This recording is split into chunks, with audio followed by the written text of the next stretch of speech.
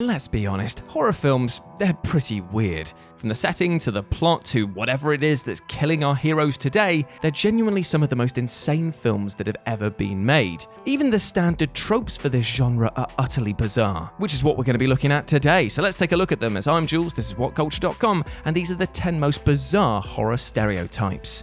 Number 10. Derelict houses make for great party locations. To your average person looking to have a good time, they'd probably be eyeing up a whole host of possible locations before opting to hit up an old abandoned derelict house.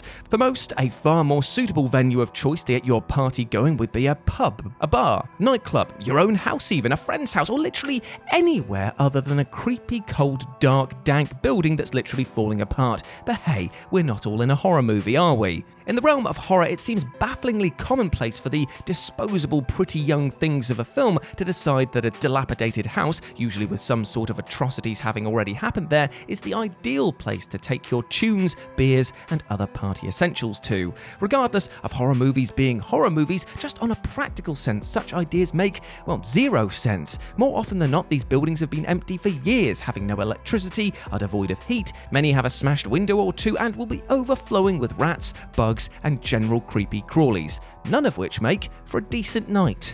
Number 9. The crazier they seem, the more likely they're right. One commonplace stereotype of horror has long been that the crazy old townsperson who will babble on about haunted this, cursed that, and general impending doom for all parties who happen to have just rocked up in generic town A will end up being completely ignored, lambasted, or outright mocked, but ultimately will turn out to be right. Because the thing is, these insane guys and gals have been around the block, they know what atrocities may have happened in the local area, and have absolutely nothing to gain from warming a bunch of disposable teens with, yo, maybe don't go to that place unless you want to end up dead. It may be easy to write off these locals as just plain crazy, but there's more than a likely chance that they're crazy like a fox rather than full-on certifiable. Number 8. Mirror, mirror on the wall. Over the decades, horror hounds have been conditioned to think the worst of any and all mirrors seen throughout a movie. Of course, that's down to how this genre of cinema has frequently featured mirrors as a way to showcase certain terrors. There are so many pictures that utilize a mirror to beam out evil forces. I mean, just off the top of my head, you can think of An American Werewolf in London, Prince of Darkness, Phantasm, The Ring, What Lies Beneath, The Boogeyman, and Flatliners are just a handful of examples of films which showcase a regular household mirror to drum up a scare. Whether it's a portal to another world, highlighting a sinister presence hiding in plain sight, or utilized for what turns out to be nothing more than a fake out or jump scare, these devices designed for vanity have been demonized by the horror genre. To this day, horror movies have typecast the mirror, mirror on the wall as a conduit for pure, unadulterated evil. Number 7. Phone signal is a non-starter.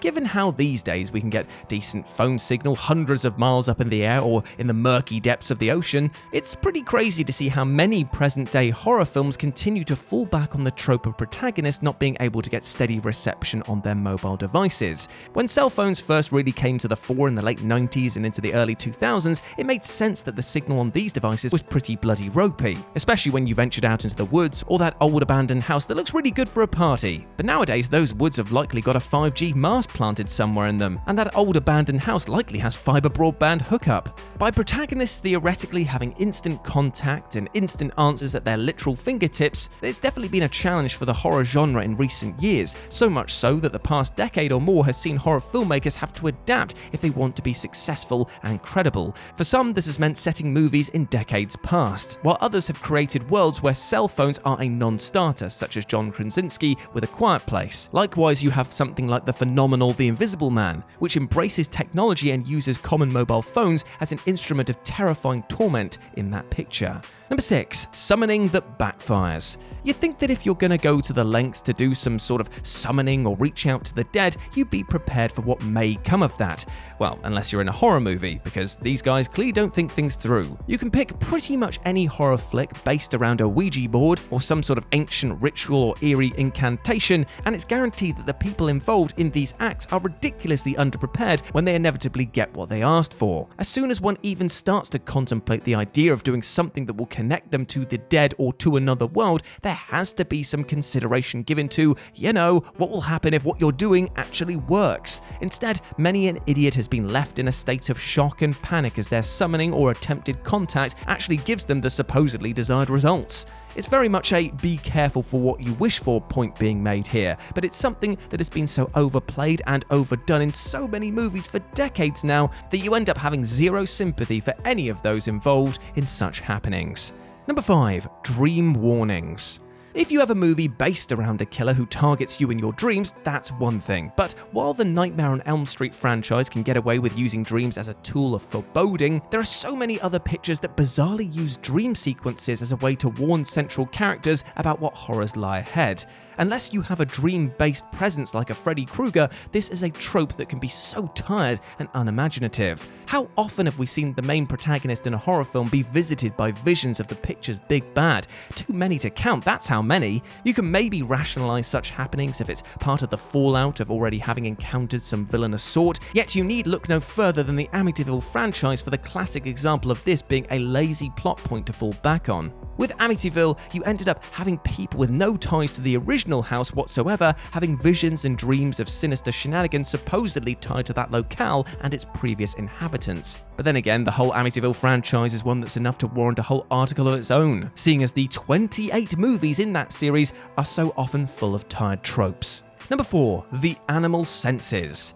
As most cat owners will attest to, the chances of your feline reacting to an evil presence is extremely minimal, largely, of course, because cats themselves are often such nefarious little pricks. Unless your furball wants a spooky sort to feed it, pet it, or clean up its shit, that cat is not going to make a peep, let alone the eerie shrieks and hisses seen in so many horror offerings over the years. In some ways, the same can be said about dogs as well. The only difference here is that your pooch usually tends to have a softer demeanor to them that is based around an excited dopiness and affection. Either way, much like cats, it seems a little odd that horror has us believe that our beloved household pets have a kind of radar for anything evil, spooky, ghoulish, or sinister. Hell, if A Nightmare on Elm Street 4 is to be believed, our pets can even enter our dreams to take down any boogeyman that's causing us night terrors. Then again, Elm Street 4 had the pet in question, which is a dog called Jason, resurrect Freddy Krueger by literally pissing fire. It's a weird film. Number 3. Runners will forever fall over. Now this thankfully does seem to have been a stereotype that has become less frequented by horror pictures in recent years, but the whole person sees a killer, person runs away, person falls over trope is one of the most mocked parts of horror cinema. Given how this facet of horror originated with the slasher subgenre that experienced a ginormous boom in the late 1970s and throughout the 80s, this was all part of the damsel in distress stereotype that became attached to near enough 95% of all slasher protagonists. And of course, pretty much all of said protagonists were females shrieking in terror. For whatever reason, it just became the standard, go-to norm that these ladies would often make illogical, boneheaded decisions that many a watching audience would shake their head at. Well, that is until Wes Craven's iconic Scream poked fun at such tropes, which made other horror filmmakers think twice about including such played-out, formulaic tropes. Number 2. Always be sure to bathe. It's one thing for Marion Crane to take a shower during Psycho because she had no inkling whatsoever that the hotel that she was staying in was run by a creepy fella who plays dress up as his deceased mother while keeping his mother's rotting corpse in the basement. But away from Psycho and a few choice others though, there are some utterly ridiculous decisions made to bathe or shower at the most stupid of times in the most ludicrous of situations across the horror genre. One prime example is 1980's Death Ship. That picture finds a group stranded at sea, only to come across a totally empty giant freighter that's as eerie as one could ever possibly imagine, not least because the hulking vessel is a Nazi ship that is possessed by the mindset of Adolf Hitler and his followers. So, I ask you, what's the best thing to do now? Well, for one bonehead character, the call is made to take a shower that soon starts to fill up with a gratuitous amounts of blood. Another classic example is 1986's Slaughter High. As a bunch of friends find themselves killed off in acid-driven ways at a faux high school reunion, foolish Shirley decides to stop and take a bath when stumbling across a disused school bathroom. From there, there's not 1 ounce of sympathy for this character when her bathwater is revealed to actually be acid. What an idiot. And number 1, those crazy sex locations.